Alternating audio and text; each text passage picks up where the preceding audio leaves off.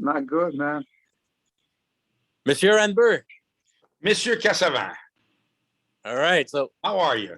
Doing very well, and thank you everyone for tuning in to another edition of. Yes, you want to show your boss? You see, because we're not recording at the usual time. I don't have my rival mug with me, so I'm at the office. So I got my boss mug with me. There you go. Just so you don't forget. Yeah, exactly. The streaming wasn't indication enough there, but all kidding aside, thank you everyone for tuning in to another edition of the Calling Russ Anber podcast. And as you can see, we're privileged to be joined by not only father David Benavidez, Jose Benavidez, but the fighter himself, 25-0 with 22 knockouts, #1 super middleweight contender, just fresh off a training session and taking the time to join us to start off the year right. Thank you so much, David and Jose, for doing this. Oh yeah, we just want to thank you guys as well for inviting us on, to interview and, talk with you guys. And like I said, we've been very grateful for you guys and, what Rival has done for us in our career. So, like I said, thank you again for inviting us on. Thank you, David. We appreciate you, man. It means a lot to us that you're able to select whatever you want and you choose us. And we're very proud every time you fight. And not only from your performances in the ring, but from your conduct as a true professional. And you're one of the few guys out there that I could turn around and say should be filmed. Your fight should be broadcast in black and white because you're like an old school fighter. You're an old school guy. And you fight hard and you come to fight every round and you're a real throwback fighter. And I'm saying that with the utmost respect. Thank you so much. I really appreciate that. And Jose, one thing we wanted also to discuss is not only, David, what the plans are, of course, for 2022, because there's big things ahead, but also kind of a retrospective as well with how it all started for you and David and Jose Jr. in the gym in the process of being a coach and also a big part of the boxing family. Yeah, like I said, a lot of people know me. There's no secret to the boxing world. When I started, I didn't know nothing about boxing. I didn't even know what a jab was when I started working with Junior and David. Actually, I started when Junior was 6 years old. I took him to a boxing gym, and they didn't really put the attention that he needed because he was small too. They were plus the coach had a lot of students, so that's when I got involved, and I started learning. I fell in love with boxing, and I became obsessed with it. And I started training Junior, and that's something we did, and I started training David also. Junior became the #1. Actually he broke the record of the youngest to win the Golden Gloves in history. Floyd Mayweather was the first one, and Junior broke his record, and he was selected to represent the United States for the Olympics. But then he decided to go professional, so that was a big accomplishment, and I was super proud of that. And I started training them, and I thought, whenever I find somebody that could take over and knows more of what I know, I have no problem leaving them with this other person. But to this day, I haven't found nobody that could that knows more or could take them to the next level. Managing the same thing, I always thought, whenever I find a guy that can manage them and fight for the rights and to get what they deserve, I would definitely let him go too. But to this day, we've been very successful. David's a two-time world champion. David Jr. was the WBA world champion. So I think we've been working hard. And now I think it will be really hard for me to let him go because we've been doing so good. And I know the business a lot more. And I'm super proud of what they have accomplished. And the sky's the limit now. We keep working hard and getting bigger challenges. And we're here for those big challenges. Jose, what was the hardest part of during that initiation period when you said, I'm going to take over my kid's career, I'm going to train them? What was the hardest part during the amateur ranks coming up as your involvement as you evolved as a trainer? Everything was super hard from the beginning. Everything. I remember every tournament, just every situation, me coming from work and going to the gym, because I hate losing. So it was just a lot of time invested, and I never, to be honest with you, I never thought they would be world champions because I didn't know. I never been to this level. In my mind, I thought, I'm just going to work hard and see what life take us, But they got really good and they started winning and winning and winning. And everything to me, every step was new. But every step was super hard too because of the challenge and the discipline and everything was extra hard. Every time Junior won a fight, the next one was harder. So the challenge was bigger and bigger, and it was hard. Every moment of it, every minute, every moment was really hard. Until this day, everything's harder too.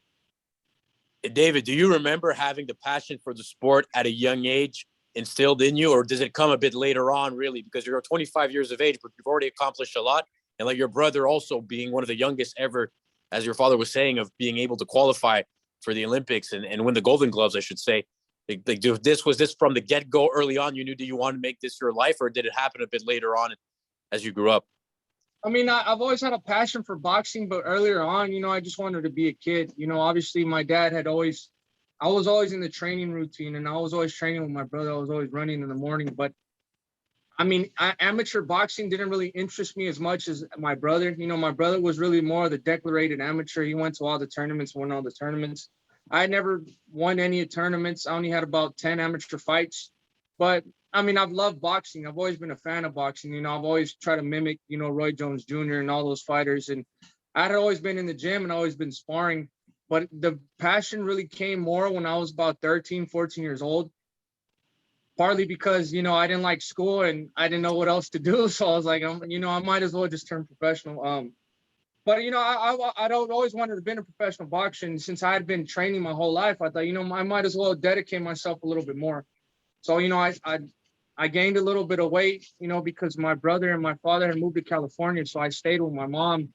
But then I came back, I lost the weight, and I really dedicated myself 100%. So I think the passion came more when I was like 13 years old, and the weight came off. And by 15 and a half, I started my professional career already. So it started a little bit later, but like I said, I've always had a passion for boxing. David, the weight loss was quite significant, wasn't it? If I'm not mistaken, you had that's almost a motivational story. The amount of weight that you lost to come back and be at the weight you are now. Yeah, I was weighing when I was like 12 or 13 years old. I was weighing about 250 pounds. Wow. But it's because I had trained my whole life. Me and my dad. Like I said, I just wanted to be a little kid, but my dad had made me train my whole life. And when my brother turned professional, they went to move in California. My mom and my dad were separated at the time. So I was like, you know what? I'm going to just stay with my mom and I'm going to be a kid. I'm going to eat when I want. We'll play video games all day. And I'm not going to train. I'm going to just take a little break. But that little break turned into a nightmare. I went from weighing 170 to 250. And then I looked at myself in the mirror one day and I didn't really recognize myself. My cheeks were big and I was eating like 7 times a day. I was eating so much. And I'm like, I got to the point where I was like, man, if it could either go one or two ways. I could lose the weight or I could stay here with my mom and gain weight and I could just never come back. I'm just going to be, extremely big. And that really scared me a lot. So that's when I made the decision. I called my dad and said if I could go move with him. And in the beginning, it just started losing weight, but obviously I had been boxing at that time. I was 13. And I had been boxing for 10 years already. So it just turned from losing weight to let's spar this professional, let's spar another professional. And then by the end of the day, I was 13 years old, beating up on all the professionals at Wild Card. So we just, step by step, I lost the weight first, and then I started working on my craft a little bit more. And then I started getting the respect. That's when I started sparring Kelly Pavlik. Then I started sparring Golovkin, Gabriel Rosado. And, by 15 years old, I was already in there working with all the best champions in California. That's crazy, Russ, because I know we've had Abel Sanchez on the show before, and he's told us that the toughest sparring Golovkin has ever had in his career has been you. And he said even when you were young, you were not even yet a world champion, you were giving him the hardest sparring ever. So it's crazy how much sometimes life decision, I don't know if you ever think back of, man, if I didn't call my dad and made that decision to try to lose some weight and train, how your life would be on a different path right now. Because really, I think it's really established that you've become one of the better professionals we've seen. Yeah, and that's what I'm really grateful, man. It's no secret. We just put the hard work. We invested the time and we worked our whole lives. And that's how we got where we're at. A lot of people back then, they try to like down talk me and, because I was bigger, obviously they say, oh, he's a fat kid. He's never going to be nothing. So I use that as motivation. I just kept working. And now look where I'm at. I'm 2-time WBC world champion. I'm about to fight for a WBC interim world title. I'm one of the best at 168. So, you just put your head down and you keep working hard. And at the end of the day, that's how you shut everybody up. David, you said earlier that you mentioned Roy Jones. Do you consider yourself a student of the sport? Do you watch old time fighters? Are there certain fighters that you like and were an inspiration, or you tried to model certain things after? Do you have certain heroes in boxing or not? Yes, definitely. I feel like I don't try to become a fighter. I don't try to be like a Roy Jones Jr. or whoever. I mean, I would love to, but there could only be one of those fighters. Of course. So what I do is, I pick something from everybody. I like Roy Jones' speed, De La Hoya's jab, Tito Trinidad's left hook, Winky Wright's defense, the thinking ability of Floyd Mayweather, so I just try to pick a little bit from everywhere and, just try to apply it to my style. But when I was growing up, I was a big fan of Prince Nassim Hamed, Marco Antonio Barrera, Oscar De La Hoya, Trinidad, Roberto Duran. Like I said, I'm first, before anything, I'm a fan of boxing. I love boxing. I'm always going to be a student. I'm always going to love boxing. So I've watched a lot of boxing my whole life. I like to study people. And even till now, I go back and watch old fighters and, I try to study them, because all you got to do is do your homework. The results are there. All you just got to do is study it and apply it to your game. Yeah, because it's been done before, right? There are fighters that have come before you that have done it. Jose, same question to you then. Who were your inspirations, or what did you do? Who did you look at to improve your boxing knowledge so that you could guide your kids? Well, like David said, what the fighters that he was looking at, I was looking at too, because we became very good friends. We watched videos together. So I would watch Nassim Hamed, Julio Cesar Chavez, Mike Tyson, Floyd Mayweather, Barrera, and all these fighters. But who I remember recording back then, we had the BH cassettes. Yeah. So I would record, and I walked to the flea markets and buy. In Arizona, the flea markets had all these recordings already of all these fighters. So I wanted to see, like Oscar De La Hoya, how would he set up to throw a jab, double jab, triple jab, what the balance, and so I would pass it and rewind and figure from the beginning how it's not just throwing a jab, it's how to set it up. The distance is super important. Tito Trinidad, when he would throw that big hook, how he would step and turn and put his whole body into it, and I would rewind and see how everything started from the bottom up, and deliver that hook. So Mike Tyson, how he positioned himself and move, and find his way in, So all these people, I would spend days and nights, man, just trying to see how they develop those shots. And I'm a very simple person. I don't like to throw a lot of punches. I'm more of a simple guy, fundamentals, jab, balance, angles, and head movement, good guard, and and just the fundamentals of boxing. I focus a lot on that. But I love the jab. The jab and the body shots are my thing that I love. It's crazy. It's crazy that you talk about, Jose, the fundamentals, and you don't necessarily throwing a lot of punches, but David is probably one of the odd fighters that he can throw volume punching at that weight, but with a lot of power. Usually you see a guy with volume punching the way David does, but not necessarily carry the power. So when did you know that really you have kind of that special ability to throw punches? It seems like every round. It's funny because you see all these guys that throw a lot of punches. The floor, they like ta ta ta ta ta ta ta ta ta ta ta. When do you see his fighters throw a lot of punches? I think you never seen that. With David, I believe that fundamentals will get you to do bigger things. I think once you have good fundamentals, then you develop and you can throw more punches and you can be more accurate also when you have fundamentals. But when you don't have fundamentals, if one shot is not hitting, what makes you think that two shots is going to hit or three shots, But once that first shot hits, it opens up to throw more punches. And I think that's what David does, because he has good fundamentals, then he can follow up with whatever he wants to do. I think straight punches, uppercuts, body shots, and all that, I think he has the foundation and the discipline of the fundamentals, I think. I don't know who wants to answer this question first, but at what point did you guys realize, either David yourself or Jose, when you looked, said, we might have something here? What point did that happen? Say this was special.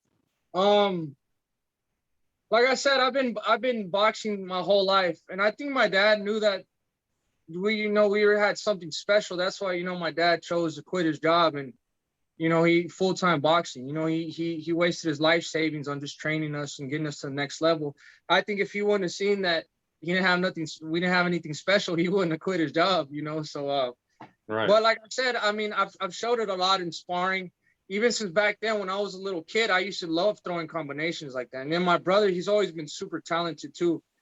So I think since we were young kids, I think that's when we figured it out. I mean, I've always had a love for boxing. My brother's always had a love for boxing. So I think we kind of set ourselves apart, because in Phoenix, Arizona, there was, at the time when we were coming up, there's been a lot of good boxers, but we were always the best because we wanted to make it a point that we were better than everybody, and there was nobody that could touch us, and that's what we did. So I think that's how my dad figured out that we had something special too.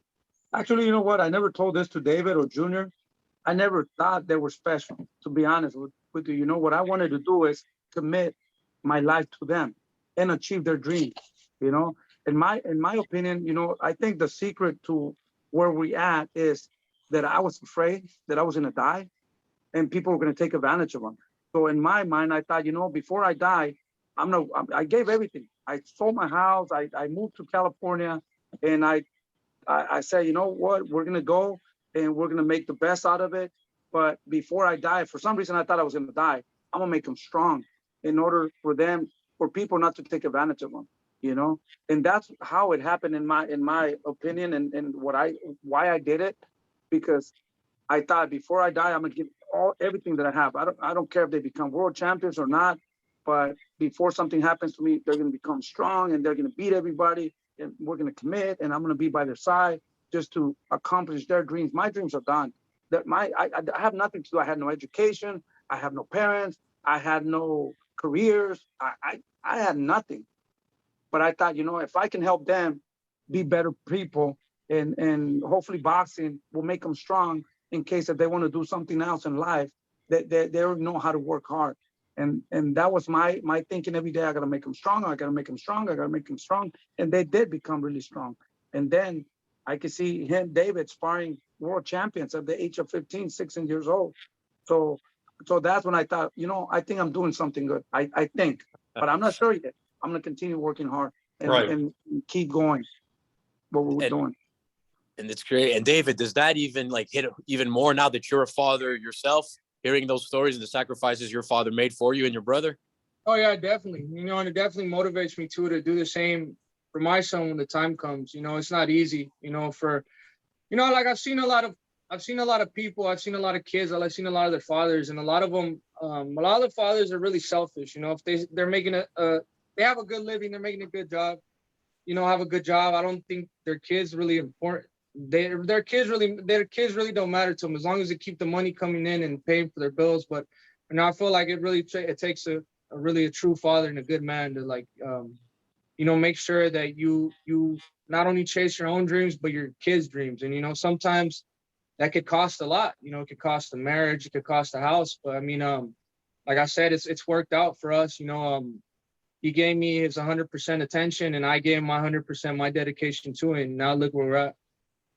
You guys are among what appears to be a growing trend in boxing. We're probably seeing more of it now than we've ever seen it before, of successful, highly successful even, father-son combinations succeeding in the world of boxing. And I think of, Lomachenko and his father, Danny Garcia and his dad. There's a lot of. Did you guys run into any issues? Did the gym come home at night sometimes, if you will? Was there issues because of being father and son, or were you both understood where the cutoff was of fighter and trainer and father and son? You know what? To be honest with you, I had to adjust in life because I became obsessed with boxing. It was boxing when we were driving. It was boxing when we were at home. It was boxing everywhere. And sometimes I think it's too much. I think I didn't let them have their childhood because I wanted for them to eat what they were supposed to eat to make them stronger. So I think it was too much. But in life, once they kind of got to 16, 17, they kind of complained a little bit, and then I had to adjust too, because at the end of the day, that's what you got to do in life. You got to adjust, because they're not kids anymore. And at one time, both of them told me, hey, you treat me like a kid, And you got to understand that too, that they're not kids anymore. And in my eyes, they're always going to be my kids, you know, but you have to respect them now. You know, they're fathers now, they're grown men, they're adults. Now you could only try to tell them, okay, I think this should go like this. But at the end of the day, now it's their decision. They're grown men, and you got to respect that. Before, it was, no, you're going to do what I tell you to do because I'm your father and you got to listen, you know.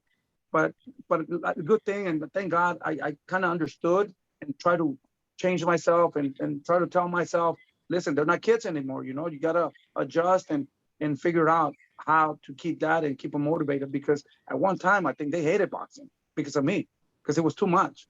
So that's when you back up a little bit and regroup and kind of see what the mistake that you're making, I think. And that happens with a lot of fighters. That's why they break up, end up breaking up, you know, because sometimes they want to have all that control, you know, but they're not kids anymore. So I think we've been doing a good job. We still struggle here and there, but I think now it's been getting better and better and better because I changed my thinking too, you know. I got to listen, and I listen to what they want to do too, you know, and I think that works a little bit better. I don't want to name names, but I have experience with someone I'll one day introduce you to, and he'll tell you his experience and why his father was not able to make the changes that your dad made, David, you know, and that's why they couldn't continue. So it's very good, Jose. I compliment you on understanding that they are your kids, but at some point they're not kids anymore, and they're in a hurting sport. That's a man's sport, and that you were able to do that, I commend you on. Yeah, and then too, like what I wanted to say too, sometimes is just the way somebody thinks too, like say the father says that you got to do something. The father's telling you because it's the best thing to do and it's going to help you in the long run. But sometimes some people, they don't want to listen to nobody. They're like, no, I want to do what I want. And what I think of now, you know, I was like kind of like rebellious back then, but now I think, you know, I got my own son. This is my career 100%. You know, sometimes, so that's why when my dad tells me stuff, I'm like, you know, it's for my own good, you know. So when he tells me stuff about training, and I really don't try to argue it much because, you know, I know it's for my own good and it's for my own career. But, you know, like I'm saying, some people are just hard-headed. Some people, they want to do whatever they want. And if somebody tells them they got to train, they were going to train already, but because somebody tells them they have to train, they don't want to because they want to do what they want to do. And then with me, you know, I just try to like, you know, it's for my own good. It's for my training anyway. So I just like, if it comes to training, we do whatever we got to do, you know, because at the end of the day, I got to be ready anyway. So if I start earlier than later, it's better for me because I really want to be the best. And I want to show my son too, that sometimes that you just gotta, sometimes the best option for your career is not what you want to do. It's not the best thing in your mind that you want to do, but it's the best thing for your career. So like I said, it just really depends on the person, you know, if the person is hard-headed or not. So, and with me, I feel like I'm pretty easygoing and I love boxing. I love training. So if it's good for my career, then it's good for it.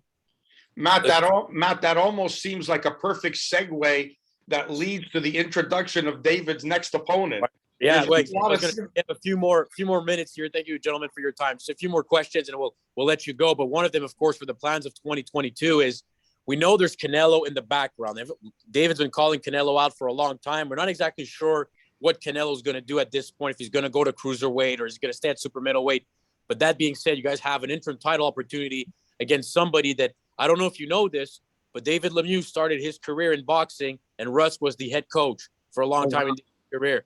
So what do you know about David's opponent? How excited are you about this possible matchup here? Well, before you answer that, David, a lot of the things you said, this is why I say I'm having flashbacks now, because I trained David from he was 9 years old right up until he was the #1 contender. And it was 2 years into his pro career when suddenly this change came about, where before he would listen, and then, you know, after, you know, he started getting some success as a professional and all the friends were telling him, you know, how great he's doing. Well, suddenly, you know, I was no longer the guy who's going to run the ship and he was going to call it and I said, you know what? The best thing to do is for you to do it on your own. And I just handed him his contract and said, you're on your own. And he left and went and worked with a very good friend of mine, Mark Ramsey, who trains Better BF and whatnot. But I understand exactly what you and your dad was saying in that type of relationship and about being hard-headed. So yes, I did train David from when he was 9 years old, right up until #1 contender in the world. So he's your next opponent. Your thoughts? Well, you did a pretty good job, man. He's a strong fighter. You know, he comes forward. He hits very hard. I think it's a tough challenge for us. He fought everybody. I think he's ranked like #2, #3, somewhere around there. But I think we have a great plan, you know, to come and execute and look impressive. We can't just beat David Lemieux, just beat him. We have to look impressive in order to keep going. But we've been watching a lot of videos of him and a lot of respect for him.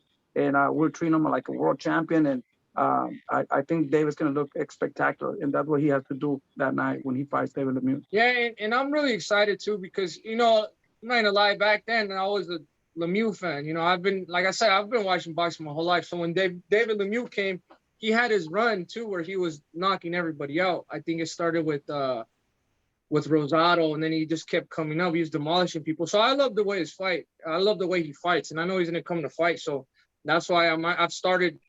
I only took 2 weeks off after my fight, and I've been training this whole time. And like I said, I just finished training right now, but I'm still going to camp like in about a week.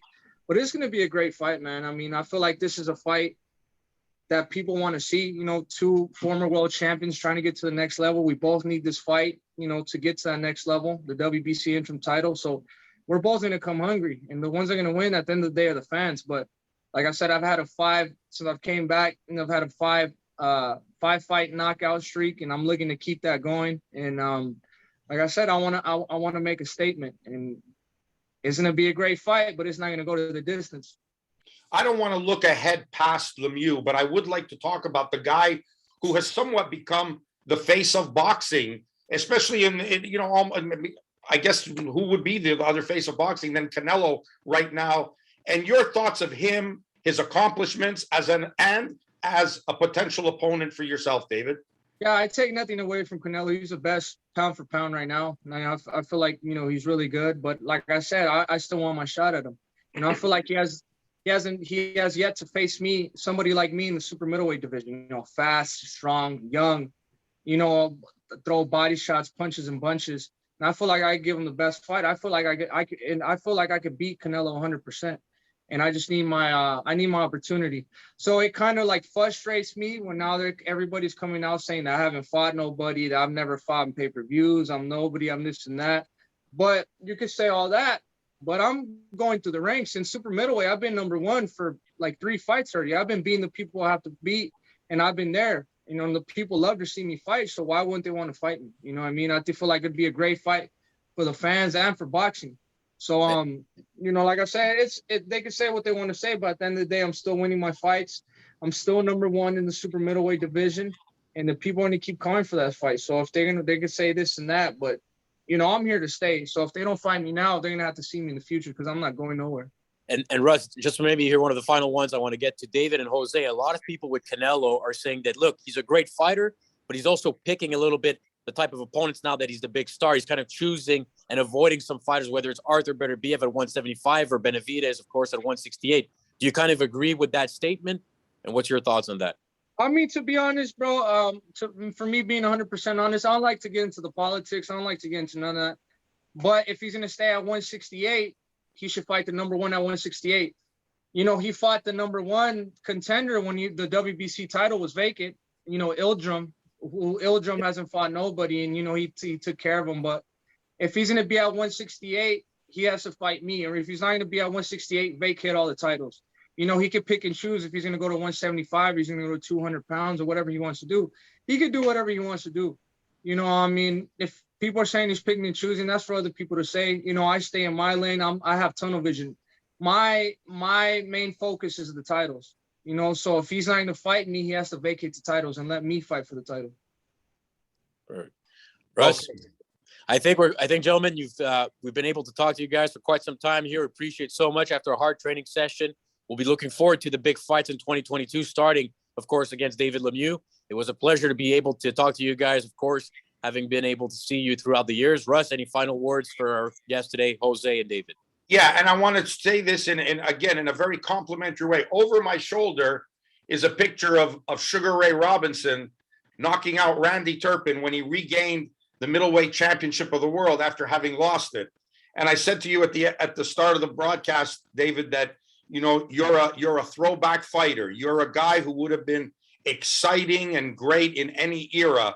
And don't lose sight of that black and white picture and keep that in your mind of being among the legends of boxing, because you certainly fight that way and you conduct yourself that way. So you're a credit to the sport, brother, and you're a credit to what you're doing and to the belts. Thank you. And I appreciate both of you guys for inviting us on here, man. It was a great conversation, and thank you so much for everything. Thanks for joining us. Thank you very much, guys. All the best. Thanks, Jose. Thank you. Bye, guys. All right.